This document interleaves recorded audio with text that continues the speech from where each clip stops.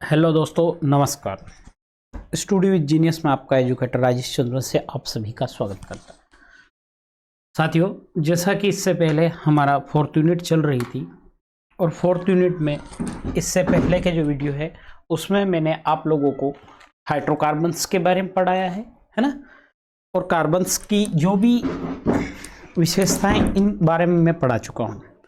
अगर अभी तक आपने हमारे चैनल को लाइक से सब्सक्राइब नहीं किया है तो सब्सक्राइब कर लें, और इससे पहले की वीडियो नहीं देखी है तो आप चैनल पर जाकर वीडियो देख लीजिएगा। साथियों, बचा हुआ चैप्टर आज मैं स्टार्ट कर रहा हूं, और आपके लिए एक और खुशखबरी यह है कि इसके बाद हमारा हमारे जो सेशंस है उन सेशंस में जो है क्या आने वाला है, अब सोशल साइंस भी आने वाला है। तो आज का हमारा पहला प्रश्न है, हाइड्रोजनीकरण कैसे कहते हैं, है ना। क्या है आज का हमारा प्रश्न है, हाइड्रोजनीकरण। इससे पहले मैंने असंतृप्त, संतृप्त में सैचुरेटेड, अनसैचुरेटेड कार्बन्स कैसे बनते, क्या है उनकी विशेषताएं, एल्किन, एल्केन, एल्काइन भी पढ़ा चुका हूं, और अगर आपने अभी तक नहीं देखे हैं तो जस्ट प्रीवियस वीडियो देख लीजिएगा, है ना। आज हम बात करने जा रहे हैं हाइड्रोजनीकरण। हाइड्रोजनीकरण से पहले आप लोगों को एक टर्म्स पढ़ाता हूं, एक टर्म्स को इंट्रोड्यूस करवाता हूं, और वो टर्म्स क्या है, वो है उत्प्रेरक, ना। उत्प्रेरक साथियों क्या होता है उत्प्रेरक, कहीं आपने सुना हो या देखा हो तो आपने देखा था C6H12O6, है ना। और इस तरह से एक समीकरण देखी थी यहाँ पर कोबाल्ट की उपस्थिति में और हीट में। तो इस तरह से ये अभिक्रिया में देखा था। तो आप देखते हो कि ये क्या है, ये कोबाल्ट यहाँ पर किस तरह से आया। भाई हमारे अंदर एक क्वेश्चन पनपता है कि सर ये कोबाल्ट क्यों आया है, क्या ये अभिक्रिया में भाग लेगा या नहीं लेगा, इसका क्या रिलेशंस है। तो ये जो चीज है, जिस तरह से किसी भी अभिक्रिया को संपन्न करवाते हैं, यहाँ जो चीज लिखते हैं यही चीज कहलाती है उत्प्रेरक। चैप्टर 1 में शायद अब हमारा ये सिलेबस में है या नहीं, शायद हमने पढ़ा या नहीं, मुझे ध्यान नहीं है। बाकी उत्प्रेरक क्या होते हैं, तो साथियों उत्प्रेरक वो चीज हैं, उत्प्रेरक वो पदार्थ हैं जो किसी भी अभिक्रिया में भाग नहीं लेते हैं, बट उसके रेट को बढ़ाना घटाना, इस तरह से ये अभिक्रिया को प्रभावित करते हैं। क्या करते हैं, अभिक्रिया को प्रभावित करते हैं। इस तरह के जो होते हैं हमारे पदार्थ क्या कहलाते हैं, उत्प्रेरक कहलाते हैं, है ना। तो हाइड्रोजनीकरण में भी क्या होता है साथियों, हाइड्रोजनीकरण में क्या होता है, हम हाइड्रोजनीकरण में क्या करते हैं कि जो हमारा असंतृप्त हाइड्रोकार्बन, कौन सा हाइड्रोकार्बन, असंतृप्त का हाइड्रोकार्बन, जो हमारा असंतृप्त हाइड्रोकार्बन्स होता है ना, क्या होता है, हाइड्रोकार्बन्स होता है, उसमें हम क्या करते हैं, हाइड्रोजन को ऐड करते हैं। अब एडिशन ऑफ हाइड्रोजन करते हैं, लेकिन किसके अनुपस्थिति में करते हैं, तो हमारा उत्प्रेरक होता है निकिल। क्या होता है, निकिल की उपस्थिति में असंतृप्त हाइड्रोकार्बन्स में जब हम हाइड्रोजन ऐड करते हैं तो एक पदार्थ बनता है, और उस पदार्थ को हम क्या कहते हैं, हम उस पदार्थ को कहते हैं वनस्पति घी। क्या होता है वो, वनस्पति घी, ठीक है। मतलब वनस्पति घी क्या होता है, वनस्पति घी बनता है, और ये वनस्पति घी क्या है, ये है सैचुरेटेड, मीन्स क्या होगा, संतृप्त। क्या हो जाएगा, ये संतृप्त हाइड्रोकार्बन्स बन जाएगा, है ना। तो हम लिखना प्रारंभ करते हैं आप लोगों को क्लियर समझ में आ भी गया होगा, है ना। तो मैं नोट करवाता हूँ सबसे पहले हम, है ना। ठीक है, लिखिएगा साथियों। वहाँ तो क्या मैंने समझाया वो आप लोगों के लिए नोट कर दिया है, बाकी मैं आंसर यहाँ पर नोट करता हूँ। यहाँ से प्रॉपर हमारा आंसर नोट हो रहा है। तो क्या है आंसर, ये है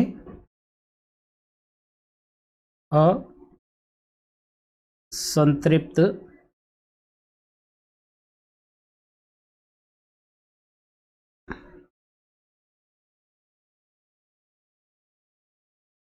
हाइड्रोकार्बन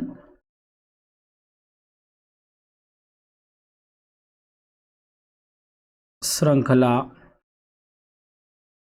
में क्या कर रहे हैं हम, हाइड्रोजन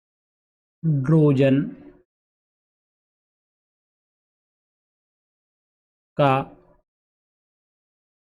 योग करके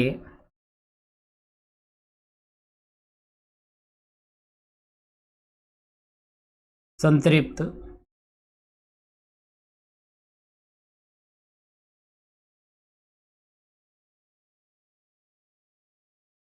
संतृप्त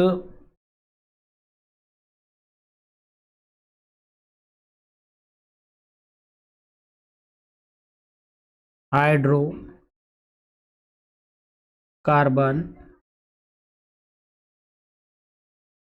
बनाने की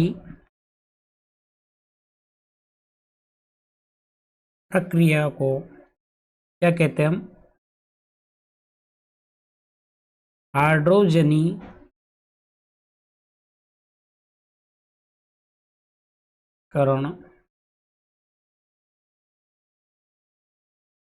कहते हैं।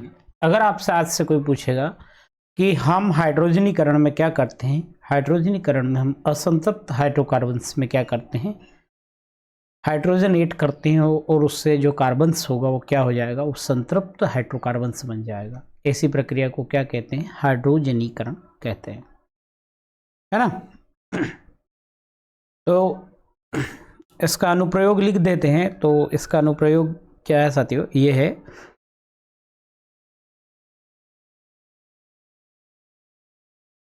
औद्योगिक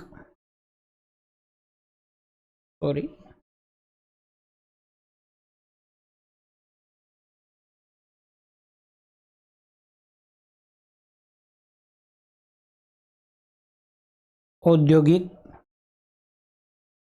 स्तर पर इसका प्रयोग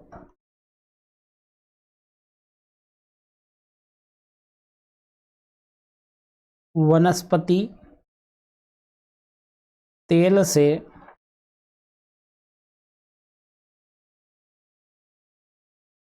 वनस्पति घी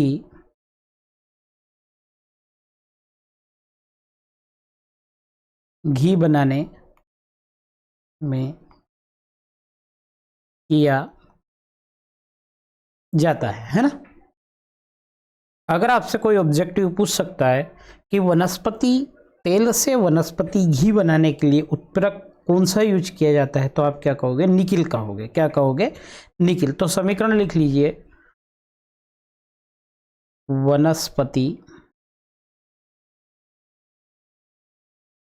तेल से क्या हो गया, निकिल।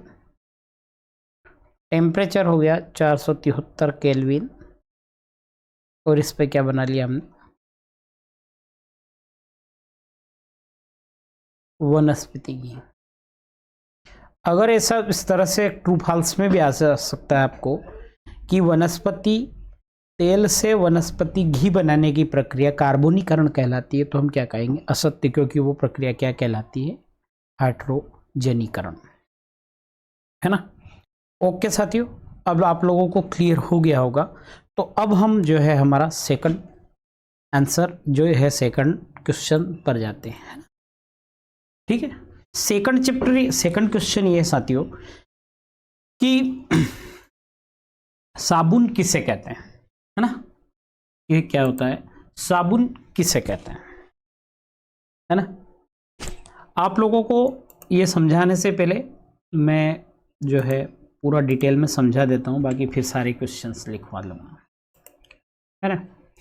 साथियों क्या होता है, जो संतृप्त या असंतृप्त कार्बोक्सिलिक अम्ल होते हैं, क्या होते हैं संतृप्त या असंतृप्त कार्बोक्सिलिक अम्ल रहते हैं, कि जो कार्बोक्सिलिक अम्ल जो होता है तो हम लिखेंगे देखो सेचुरेटेड या हो गया हमारा अनसेचुरेटेड, के जो कार्बोक्सिलिक अम्ल होते हैं, कार्बोक्सिलिक अम्ल का COOH है ना यहाँ पर डैश, तो ये जो अम्ल होते हैं इस अम्ल के सोडियम या जो है पोटेशियम के साथ जो लवण, इनके लवण के साथ जो बनता है वो होता है हमारा साबुन, ठीक है।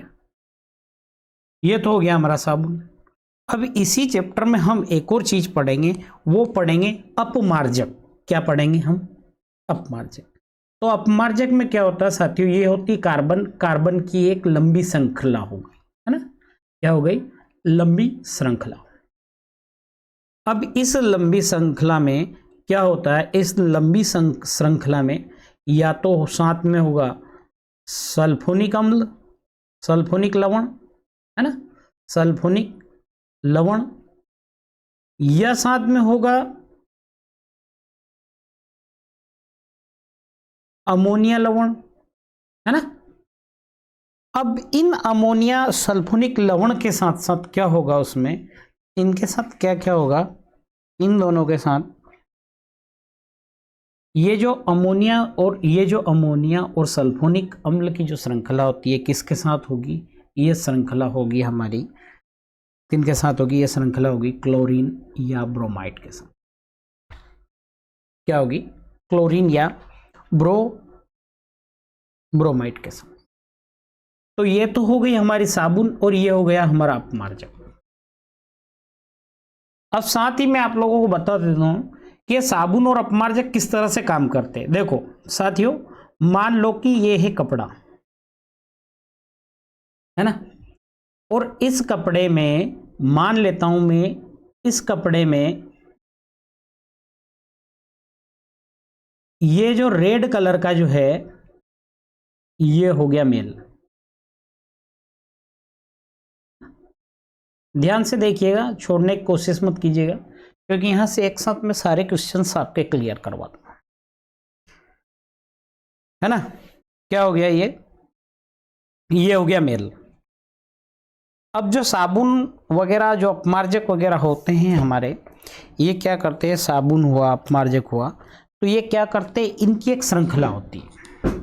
कैसी श्रृंखला होती है कि इन लोगों की एक श्रृंखला ऐसी रहती है, तो इसमें एक तरफ तो क्या है, धनायन या ऋणायन संबंधित रहते हैं, और एक तरफ रहेगा न्यूट्रल, जिस पर कि कोई आवेश नहीं है, मतलब यहां पर आवेश नहीं है, और यहां पर क्या होगा, या तो धनायन होगा सोडियम का या होगा पोटेशियम का धनायन, क्योंकि मैंने पढ़ाया था, जब क्या पढ़ा था कि पोटेशियम और सोडियम के धनायन भी रहेंगे, है ना।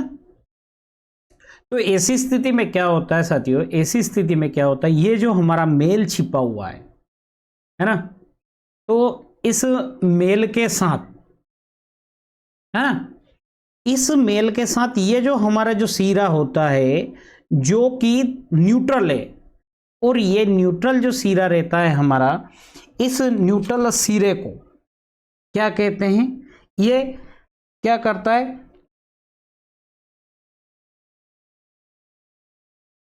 ये जो सीरा रहता है, दो सीरे होते हैं, एक ऐसा सीरा रहता है जिसमें प्लस माइनस रहते हैं और ये जल में आसानी से घुल जाता है, तो ऐसे सीरे को कहते हैं जलरागी।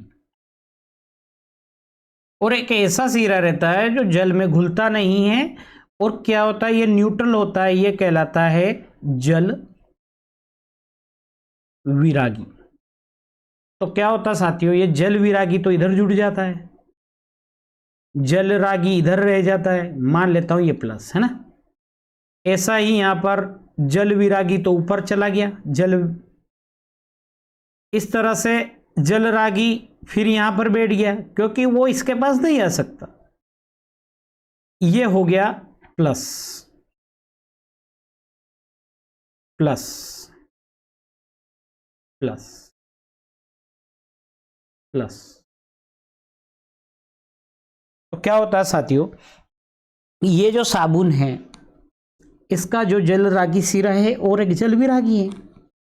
तो जो जलरागी सिरा होता है ये जल में घुल जाता है, और वैरागी जल में घुलता नहीं है, लेकिन ये क्या करता है, मेल के आसपास जमा हो जाता है। और जमा होके मेल को बिल्कुल ही, जैसे ये मेल हुआ हमारा, इसको पूरा घेर लेता सब तरफ से। जब इसको पूरी तरह से घेर लेता है तो ये क्या करता है, ये कपड़े के संपर्क से क्या हो जाता है, ये यहां से हो जाता बाहर। अब जब कपड़े के जल से जब संपर्क से बाहर होता है और इस तरह से क्या करता है, ये एक गुच्छा बना लेता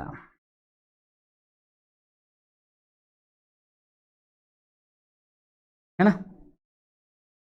मान लो ये गुच्छा प्रिपेयर हो गया हमारा, ये गुच्छा बन गया। तो इस गुच्छे को क्या कहते हैं, इस गुच्छे को हम कहते हैं मिसेल। तो यहां से आप लोगों को 2-3 परिभाषाएं हो गई कि ऐसा सिरा जो जल में घुलता है वो जलरागी, जो जल में घुलनशील नहीं है लेकिन हाइड्रोकार्बन्स में विलय होता है, हाइड्रोकार्बन्स में घुलता है। मेल क्या है भाई, तेली त्वचा क्या है, ये क्या है, ये हाइड्रोकार्बन्स है या नहीं साथियों, ये हाइड्रोकार्बन्स है। तो ऐसा सिरा जो हाइड्रोकार्बन्स में घुलनशील हो वो कहलाता है जल विरागी, है ना। और क्या होता है, जब जलरागी जल विरागी एक गुच्छे के टाइप में मेल को इकट्ठा करके या वसा को इकट्ठा करके, हाइड्रोकार्बन्स को इकट्ठा करके एक गुच्छा बना लेते हैं, ये गुच्छा हमारा कहलाता है मिसेल। 3 क्वेश्चन ये क्लियर हुए। साथ ही एक क्वेश्चन ये है कि सेचुरेटेड या अनसेचुरेटेड, संतृप्त असंतृप्त कार्बोक्सिलिक अम्ल के सोडियम या पोटेशियम लवण क्या कहलाते हैं, साबुन कहलाते हैं। और कार्बन की एक लंबी श्रृंखला रहती है जो सल्फोनिक या अमोनिया लवण के साथ क्लोराइड या ब्रोमाइड रहते हैं, तो क्या कहलाते हैं, अपमार्जक। क्या कहलाते हैं, ये अपमार्जक कहलाते हैं। क्या कहलाते हैं साथियों, ये कहलाते हैं हमारे अपमार्जक, क्लोराइड या ब्रोमाइड के साथ। अब एक और साबुन में और अपमार्जक में एक अंतर और स्पष्ट होगा यहां से। अब वो अंतर कैसे स्पष्ट होगा देखिए, वो मैं दूसरे पेन से ले लेता हूं साथियों, ये वाले पेन से ले लेना साथियों। ये क्या है, सोडियम, और ये क्या है, पोटेशियम। जो कठोर जल रहता है उसमें क्या पढ़ा था मैंने, शायद आप लोगों को बताया भी था एक बार किसी ऑनलाइन क्लास में, इसी में, कि ऐसा जल जिसमें सोडियम पोटेशियम के लवण या मिनरल्स घुले हो क्या कहलाता, कठोर जल। अब आप सीधी सी बात है, जिसके पास ऑलरेडी सोडियम और पोटेशियम है और उसको उसी द्रव में घोलेंगे तो क्या सोडियम और पोटेशियम साबुन में घुलनशील होंगे, साबुन में घुलनशील नहीं होंगे। अर्थात मैं कह सकता हूं कि जब कठोर जल का मामला आएगा तो क्या साबुन सही है, कहूंगा नहीं है। और देखो, जो हमारा सोडियम होता है, पोटेशियम होता है, ये +1+1 की संयोजकता दिखाते हैं, तो NaCl बन जाएगा या KCl बन जाएगा या KBr बन जाएगा, NaBr बन जाएगा। तो क्या होगा कि कठोर जल में ऑलरेडी ये पोटेशियम और सोडियम रहेंगे, और क्लोरीन ब्रोमीन मतलब अपमार्जक को मैं अगर कठोर जल में डालता हूं तो ये उसके लवण बना के और अलग हो जाएंगे। अर्थात जब कठोर जल की बात आएगी तो मैं कपड़े किससे साफ करूंगा, मैं साफ करूंगा अपमार्जक से। क्या किससे करूंगा मैं, अपमार्जक से। साथियों अब आने वाले 5-6 क्वेश्चन आप लोगों को एक साथ ही क्लियर हो चुके होंगे, है ना। एक बार और थोड़ा सा मैं ब्रीफ इंटरव्यू में आप लोगों को थोड़ा सा ओवरव्यू में दिखा देता हूं किस तरह से जो है हमने किया है ना। साथियों सबसे पहले मैंने आपको बताया था कि ये कपड़ा होता है, इस कपड़े के ऊपर ये है मेल, है ना। जब मेल में हम साबुन वाबुन डालते हैं तो वो इस तरह से क्या करता है, साबुन का क्या रहता है, दो सिरे रहते हैं। एक तो सिरा होता है साबुन का, कौन सा वाला, एक साबुन का जो सिरा होगा वो एक सिरा होगा, कौन सा सिरा होगा साबुन का, एक होगा जलरागी और एक होगा जल वैरागी। तो जो जल रागी होगा वो जल में घुल जाएगा, जल वैरागी होगा वो जल में नहीं घुलेगा लेकिन हाइड्रोकार्बन्स में घुल जाएगा। तो ये जो हाइड्रोकार्बन्स यहाँ जमा होती है इसको इस तरह से, ये बाहर जल रागी और अंदर जल वैरागी, इस तरह से गुच्छा बना लेंगे और जब हम पानी निकाल देंगे तो बाहर निकल जाएगा। लेकिन ये जो गुच्छा बनाकर बीच में मेल घुसा है ये हिस्सा कहेगा मिसेल। क्या कहलाएगा, मिसेल कहलाएगा। सेचुरेटेड या अनसेचुरेटेड कार्बोक्सिलिक अम्ल के सोडियम और पोटेशियम लवण के साथ जो बनता है और जो कठोर जल में अघुलनशील टाइप रहता है वो कहलाता है हमारा साबुन, है ना। कार्बन की एक ऐसी श्रृंखला है जिसमें सल्फोनिक अम्ल या अमोनिया लवण क्या करते हैं, क्लोरीन या ब्रोमीन के साथ बने हुए रहते हैं। ये कठोर जल में भी कार्य करता है, ये कहलाता है हमारा अपमार्जक। साथियों, अब यहां से आपको किसी प्रकार का कोई डाउट नहीं रहा होगा, है ना। Anyone, no doubt. अगर डाउट हो तो आप मुझे कमेंट कर सकते हैं, ठीक है।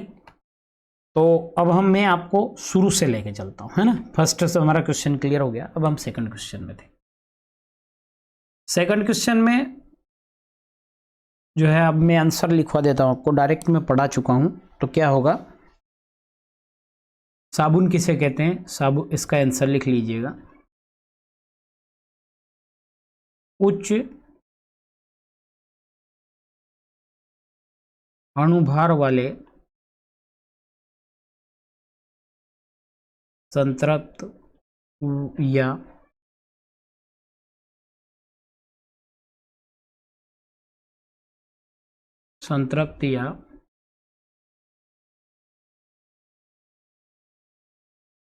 असंतृप्त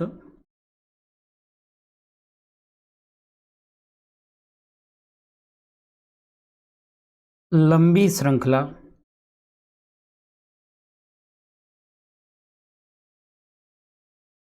वाले कार्बोक्सिलिक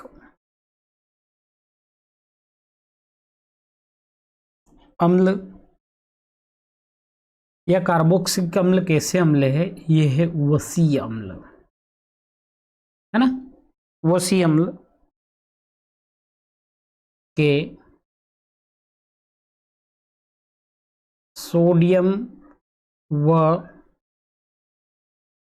सोडियम या लिख लेते हैं काफी, या पोटेशियम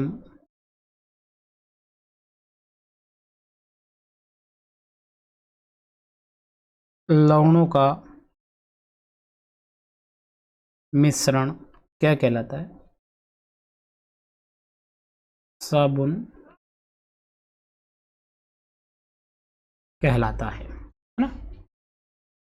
अब मेरा एक और प्रश्न है, साबुन के प्रकार, है ना। तो लिखेंगे हम साबुन के प्रकार। जब हम साबुन के प्रकार की बात कर रहे हैं तो साबुन तीन प्रकार के होते हैं। कौन कौन से होते हैं, एक होता है कठोर साबुन। अब जब एक कठोर हो गया तो जनरल नॉलेज के हिसाब से हम लिख देंगे कि एक होगा हमारा कौन सा साबुन, मृदु साबुन, और एक होगा हमारा पारदर्शी साबुन, है ना। उच्च अणुभार वाले संतृप्त या असंतृप्त लंबी श्रृंखला वाले कार्बोक्सिलिक अम्ल के सोडियम और पोटेशियम लवणों का जो मिश्रण होता है वो साबुन कहलाता है ना। क्या कहलाता है, साबुन कहलाता है, ठीक है। अब मैं कोई सा भी क्वेश्चन उठा के क्लियर कर सकता हूं क्योंकि हम लोग बिल्कुल लगभग क्लियर पढ़ चुके हैं ना, तो जो है ये तो हमारा रफ। देखो अगला क्वेश्चन है कि अपमार्जक और क्या है, अपमार्जक और साबुन, सॉरी, अपमार्जक और जो है साबुन में अंतर लिखिए, है ना। अपमार्जक और साबुन में जो है हम अंतर लिखने स्पष्ट कर रहे हैं। तो लिखते हैं, मैं पढ़ा भी चुका हूं, इस तरफ तो मैं लिखता हूं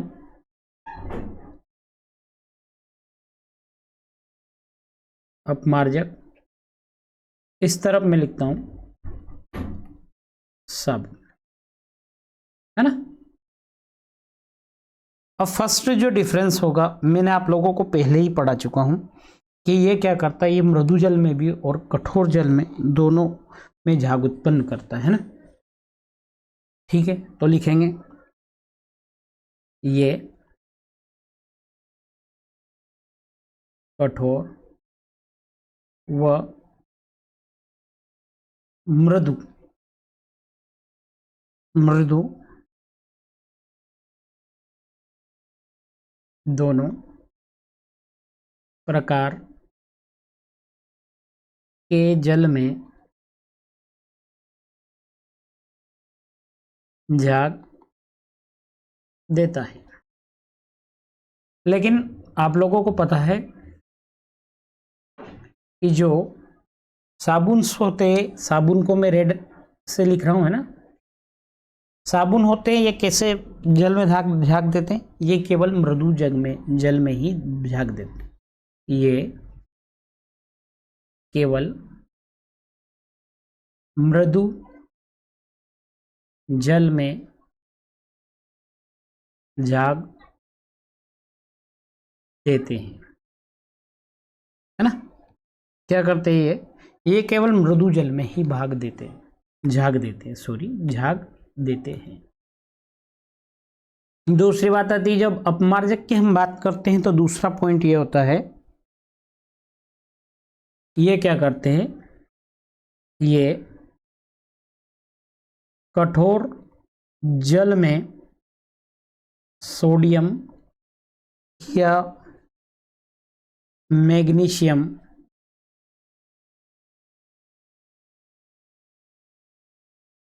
लवणों के साथ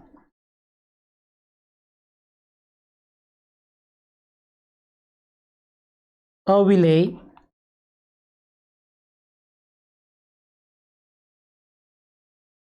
पदार्थ नहीं बनाते हैं। अब ये क्यों नहीं बनाते हैं, तो मैंने अभी आप लोगों को समझाया था कि इसमें क्या होता है, क्लोरीन ब्रोमीन जैसी चीजें रहती है जो कि सोडियम कैल्शियम मैग्नीशियम जैसे लोगों के साथ क्या करती है, इनके साथ जो है ये क्या करती है, अवक्षेप बना लेती हैं, है ना। ठीक है, तो लिखेंगे ये कठोर जल में सोडियम मैग्नीशियम लवणों के साथ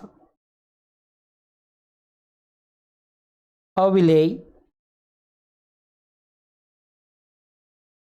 पदार्थ बनाते हैं। क्या करते हैं, अविलेय पदार्थ बनाते हैं। अब जब कपड़ों की तुलना की जाएगी तो एक बात बताइए कि जो अपमार्जक होता है वो कठोर जल में और मृदु जल में दोनों में कपड़े साफ करता है, तो ये क्या करेगा, साबुन की अपेक्षा ये क्या करता है, अच्छे कपड़े साफ करता है। तो हम क्या लिखेंगे, अपमार्जक कपड़े अधिक साफ करता है। और जब हम बात करते हैं किसकी, हम बात कर रहे हैं, अगर हम साबुन की बात कर रहे हैं तो साबुन क्या होगा, कम करेगा। तो हम लिखेंगे साबुन अपमार्जक की तुलना में कम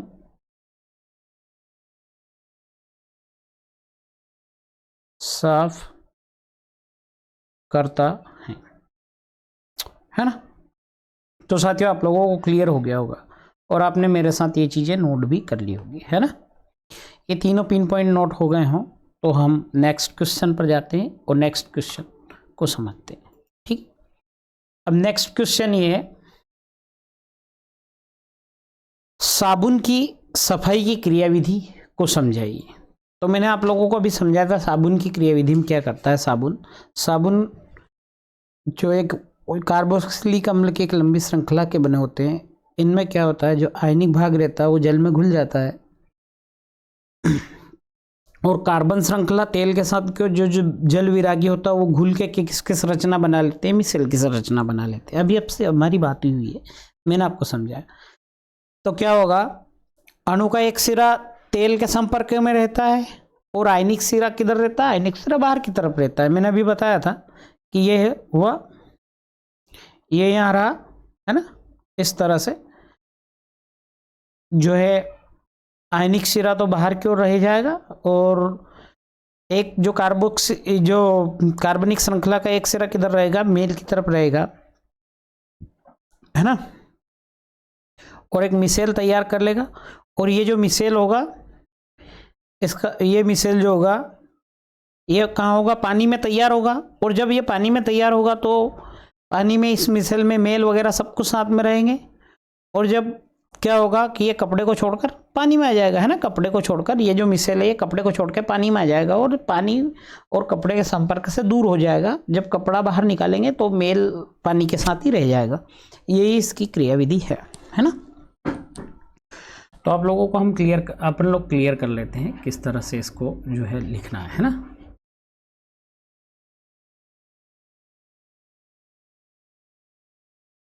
तो लिखेंगे इसका आंसर, है ना।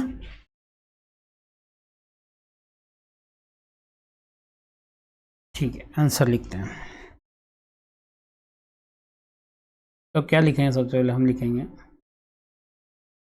साबुन के अणु। साबुन के अणु क्या होते हैं साथियों, मैं सिंबॉलिक वे में लिखा रहा हूं, एवं किसके, सोडियम एवं पोटेशियम लवणों के होते हैं, है ना। कुछ उसके बारे में लिखना पड़ेगा हमें, लवणों के होते हैं। अभी पढ़ के ही हम जो आए, वो क्या करते हैं, ये साथ में किसके होते हैं, जो लंबी श्रृंखला वाले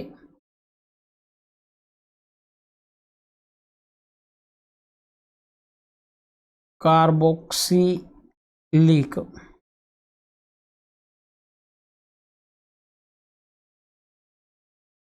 अम्ल बनते हैं, है ना। ऐसे बन गए। अब क्या होगा, अब ये होगा कि साबुन का आयनिक सिरा जल में घुल जाता है। अब जल में जो घुलनशील सिरा है उससे क्या कहते हैं, जलरागी कहेंगे हम, है ना। घुल जाता है। एवं अब बची हमारी क्या बची, अब बची हमारी कार्बन श्रृंखला, है ना। तो कार्बन श्रृंखला के बारे में लिख लेते हैं। कार्बन श्रृंखला क्या करती, कार्बन श्रृंखला तेल में घुलकर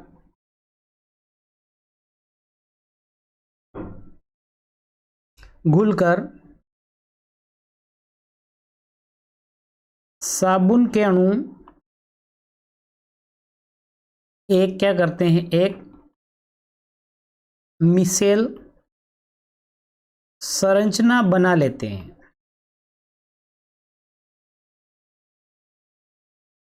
है ना, बना लेते हैं। जहां अणु का एक सिरा किस तरफ रहेगा, एक सिरा तो रहेगा किस तरफ, तेल के कण की ओर, एवं दूसरा सिरा कब रहेगा, बाहर की ओर। पढ़ाया था मैंने, एक सिरा तेल तरफ रहा था, एक तरफ बाहर होता है, बाहर होता है ना। इससे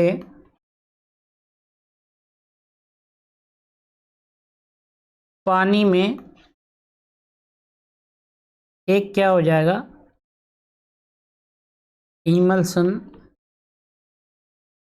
तैयार हो जाता है।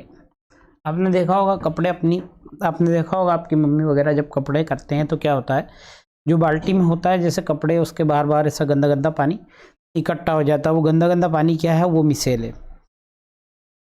और ये मिसेल क्या करता है, साबुन जो जो मिसेल होता है साथियों, अगले पेज पे देखते हैं हम।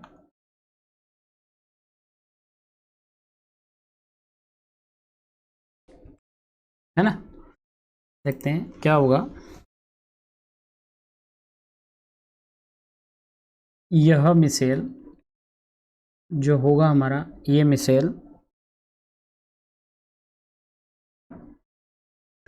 क्या कर रहा है, ये मिसेल मेल को पानी में घोल देता है ना। अब इस मिसेल ने क्या करा है, पानी को जो है घोल दिया, ठीक है। और हमारे कपड़े क्या हो गए, साफ हो गए। और हमारे कपड़ों से मेल बाहर निकल जाता। समझ गए साथियों, क्लियर हो गया होगा शायद आपको, अभी तक हुआ या नहीं, ओके क्लियर हो गया हो तो अब हम हमारे नेक्स्ट क्वेश्चन पर जाते हैं, है ना। नेक्स्ट क्वेश्चन देखते हैं साथियों, अपमार्जक कपड़े कैसे साफ करता है। तो अपमार्जक का भी सेम यही सिद्धांत है, लेकिन यह क्या करता है, ये कठोर जल में ये क्या करता है कि जो है अघुलनशील पदार्थ नहीं बनाता। ये आप लोगों ने अभी देख ही लिया था, है ना। तो एक दो क्वेश्चन और बचे हैं साथियों, थोड़ा सा वेट कीजिएगा, मैं इनको भी क्लियर करवा देता हूं तो आज का हमारा जो है यह चैप्टर क्लियर हो जाएगा। अब हम अपमार्जक के बारे में समझ चुके थे, सेम जैसी प्रोसेस ही है इनकी। क्या होता है तो आप लोग लिखेंगे, अपमार्जक के बारे में लिख लेते पहले। अपमार्जक सामान्यतः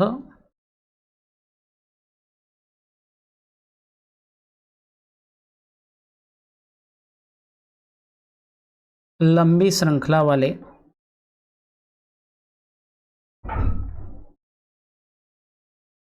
सल्फोनिक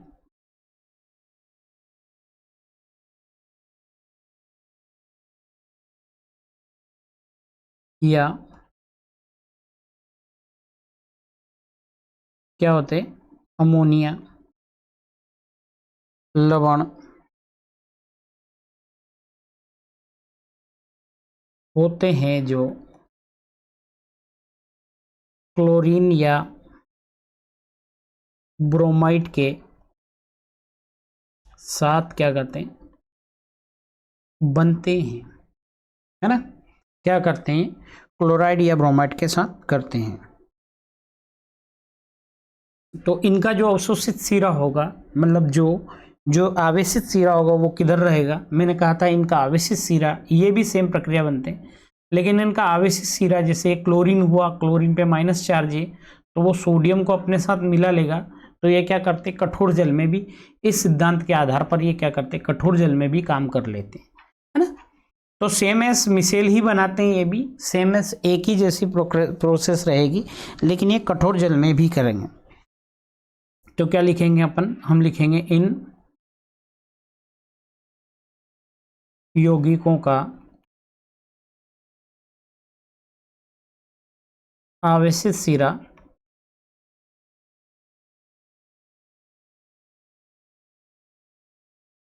कठोर जल में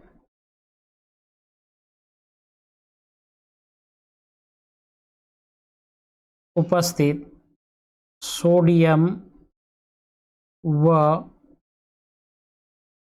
मैग्नीशियम के साथ अघुलनशील, क्या है, अघुलनशील पदार्थ नहीं बनाते, है ना, अघुलनशील पदार्थ नहीं बनाते, इसीलिए ये कठोर जल में भी प्रभावित होता है ना। परिणाम स्वरूप हमारे कपड़े साफ हो जाते हैं। समझ गए, इस तरह से हमारे कपड़े साफ कर देते हैं। नेक्स्ट क्वेश्चन साथियों, हर चीज़ में आप लोगों को समझा चुका है, इसलिए ज़्यादा हम जो है टाइम वेस्ट नहीं करेंगे, है ना। अब जो है आज का वेरी इंपॉर्टेंट क्वेश्चन है, एथेनॉल और एथेनोइक अम्ल। क्या पढ़ रहे हैं हम, एथेनॉल और एथेनोइक जो अम्ल होते हैं, इन दोनों में डिफरेंस पढ़ रहे हैं। तो साथियों सबसे पहले तो आपको एथेनॉल या एथेनोइक अम्ल में डिफरेंस पढ़ने से पहले हमें इनके फार्मूले याद होना चाहिए। क्या होना चाहिए, हमें इनके फॉर्मूले याद होना चाहिए। तो पिछली वाली स्लाइड में मैं लिखा देता हूँ, है ना। तो इनके फार्मूलों की अगर हम बात करते हैं तो क्या होगा, देखो, एक होगा एथेनॉल, एथेनॉल, है ना। एथेनॉल का साथियों फार्मूला ध्यान रखना, CH3 CH2 और साथ में OH, है ना। साथ ही बात करते हैं हम तो एथेनाइक अम्ल, है ना। एथेनाइक अम्ल की बात करते हैं तो एथेनाइक अम्ल क्या है, CH3 COOH, है ना। इस तरह से एथेनॉल और एथेनोइक अम्ल बनते हैं।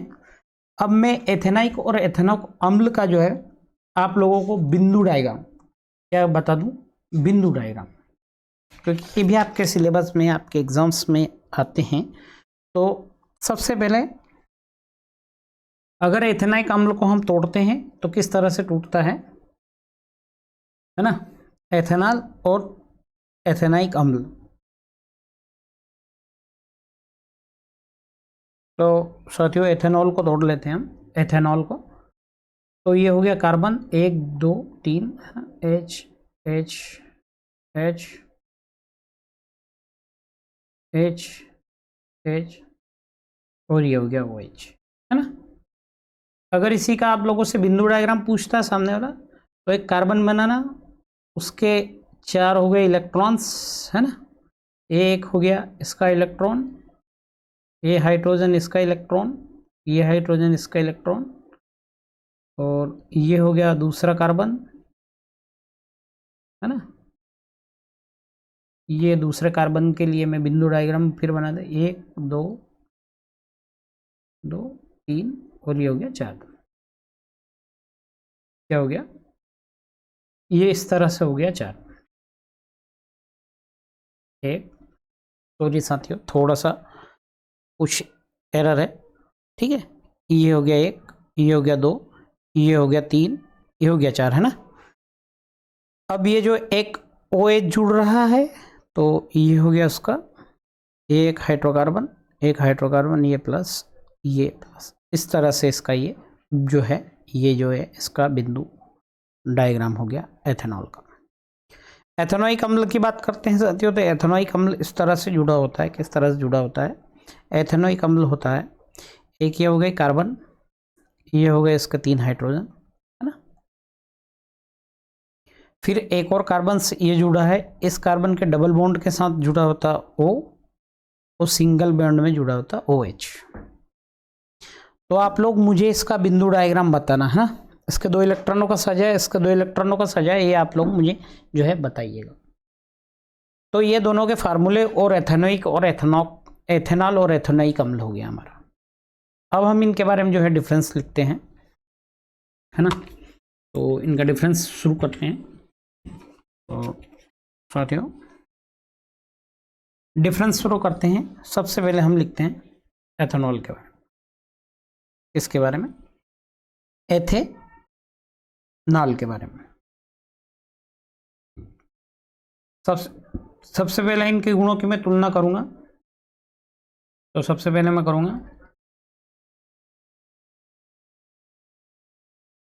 भौतिक गुण, है ना। जब भौतिक गुणों की तुलना करूंगा तो एक तरफ हो गया हमारा एथेनॉल और एक तरफ हो गया हमारा एथेनोइक अम्ल, है ना। जब भौतिक गुणों की करेंगे तो ये जो हमारा एथेनॉल होता है ये कैसा होता है? ये होता है उदासीन प्रकृति का होता है। अब ये उदासीन प्रकृति का होता है मतलब लिटमस पेपर पर कैसा प्रभाव दिखाएगा? ये लिटमस पेपर पर कोई प्रभाव नहीं दिखाएगा, है ना। तो हम साथ में ये भी पॉइंट नोट कर लेंगे, लिटमस पेपर पर प्रभाव नहीं दर्शाता है, ठीक है। अब जब बात कर रहे हैं हम एथेनोइक अम्ल की, तो एथेनोइक अम्ल होता है, नाम से स्पष्ट है, तो इसकी प्रकृति कैसी होगी? ये अम्लीय प्रकृति होती है ना। साथ ही लिटमस पेपर को क्या कर देता है? लिटमस पेपर को लाल कर देता है ना। अब बात करते हैं कि इन दोनों में से गंध कैसी आती है। तो ये जो होता है भौतिक गुणों की बात कर रहे हैं तो ये गंधयुक्त होता है, गंध युक्त होता है। और ये कैसा होता है?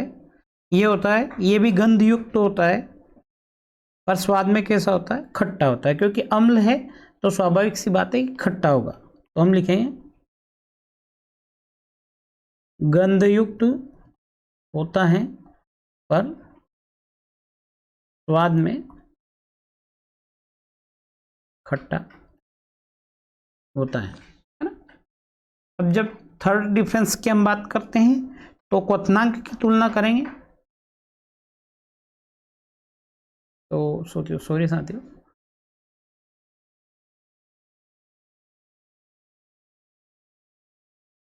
इसका क्वथनांक 351 केल्विन होता है। अब इसके क्वथनांक की बात करेंगे हम, तो इसका क्वथनांक 280 केल्विन होता है। अब क्वथनांक और हिमांक तो आप लोग पढ़ के आ चुके होंगे क्लास 9th में, है ना। अब इतना डिटेल में जाने की जरूरत नहीं है क्योंकि समय की भी उपलब्धता को देखा जाएगा, है ना। अब भौतिक गुण जो है कंप्लीट हो गए हैं, तो अब हम भौतिक गुण के बारे में अब जाएंगे हम इनके रासायनिक गुणों की तरफ। इस तरफ जाएंगे हम रासायनिक गुणों पर। और रासायनिक गुण में हमेशा क्या पढ़ा जाता है कि किसके साथ कैसी अभिक्रिया होगी, पढ़ा था धातु अधातु वाले चैप्टर में। इसी तरह से हम यहाँ पर पढ़ते हैं रासायनिक गुण, है ना। तो क्या लिखेंगे, हम लिखेंगे रासायनिक गुण। अब जब रासायनिक गुणों की तुलना करते हैं तो इसमें लिखिएगा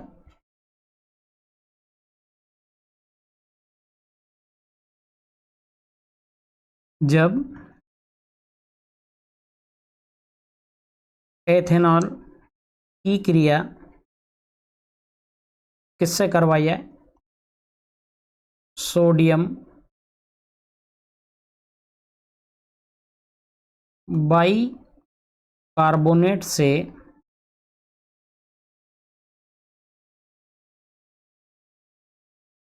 कराई जाती हैं तो CO2 गैस उत्पन्न नहीं होती है। क्या होता है साथियों, जब हम इसकी अभिक्रिया CO2 गैस मतलब कैल्शियम कार्बोनेट के साथ करवाते हैं तो क्या होता है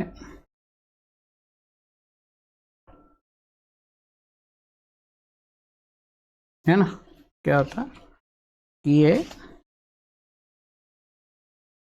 ठीक है। एक ऑब्जेक्टिव भी ध्यान रखना कि जब एथेनॉल और एथेनाइक अम्ल एक साथ मिलते हैं क्या करते हैं, तो क्या बनाते हैं, एस्टर बनाते हैं और साथ ही क्या बनाते हैं, जल बनाते हैं। क्या बनाते हैं, एस्टर और जल बनाते हैं। किसका, सोडियम बाइकार्बोनेट का, है ना, सोडियम बाइकार्बोनेट। पर क्या होता है जब हम, क्या होता है जब हम एथेनोइक अम्ल की क्या करते हैं, जब हम एथेनोइक अम्ल की सोडियम बाइकार्बोनेट के साथ, ये सेम ऐसा लिख लेना कि जब एथेनोइक अम्ल की क्रिया सोडियम बाइकार्बोनेट के साथ कराई जाती है तो CO2 गैस क्या होती है, उत्पन्न होती है। क्या होती है, CO2 गैस उत्पन्न होती है ना, सोडियम गैस उत्पन्न होती है, CO2 गैस उत्पन्न होती है। थर्ड डिफरेंस जो है साथियों, अगला डिफरेंस ये है,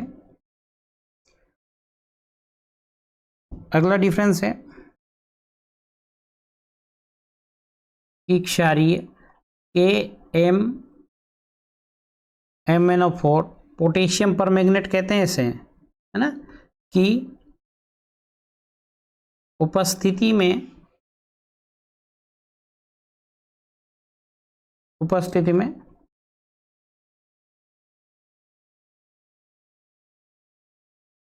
एथेनाइक अम्ल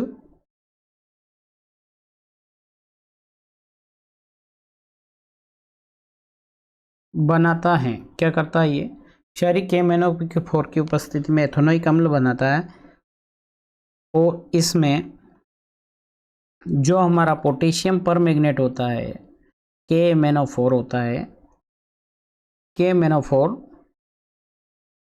का क्या होता है, बैंगनी रंग उड़ जाता है। साथियों पुराने ज़माने में क्या होता था कि जो हमारा पोटेशियम परमैंगनेट होता था, ये कुएं के पानी का जब हम पीते थे उसमें डाल देते थे और एक बैंगनी रंग हो जाता था, है ना, कुएं की सरफेस पे से रंग बिखर जाता था और अपने आप जब रंग खत्म हो जाता तो PHE वाले कहते थे कि यार अब इस पानी का आप यूज कर लेना, कि इसका जो है इसमें जो भी जीवाणु वगैरह बैक्टीरिया थे वो मर चुके हैं, है ना। और इसमें क्या होता है, इसके बारे में लिखेंगे,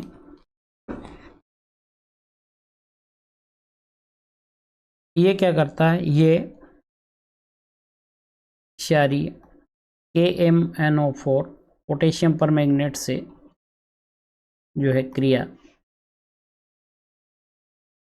नहीं करता है, ठीक।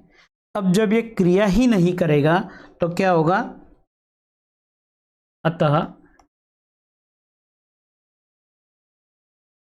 KMnO4 का रंग भी नहीं उड़ता। साथियों इसके बाद एक ही क्वेश्चन बचा है और एक क्वेश्चन में अब अगले सेशन में आप लोगों के लिए करवा दूंगा, है ना। साथियों दो एक ऐसे क्वेश्चन बने हैं जिस पर कुछ डिस्कशन होना है ना। और अगर साथियों आपको हमारी क्लास अच्छी लगी हो तो लाइक शेयर लाइक जरूर करें और मोटिव करें हमें, है ना। तो आज के लिए इतना ही साथियों, मिलते हैं अब हम हमारे अगले सेशन में। और अगर आप सोशल साइंस पढ़ना चाहते हो तो सोशल साइंस के लिए भी बहुत ही जल्दी ही हमारे जो सेशन आने वाले। तो आप सभी लोगों का दिल से धन्यवाद और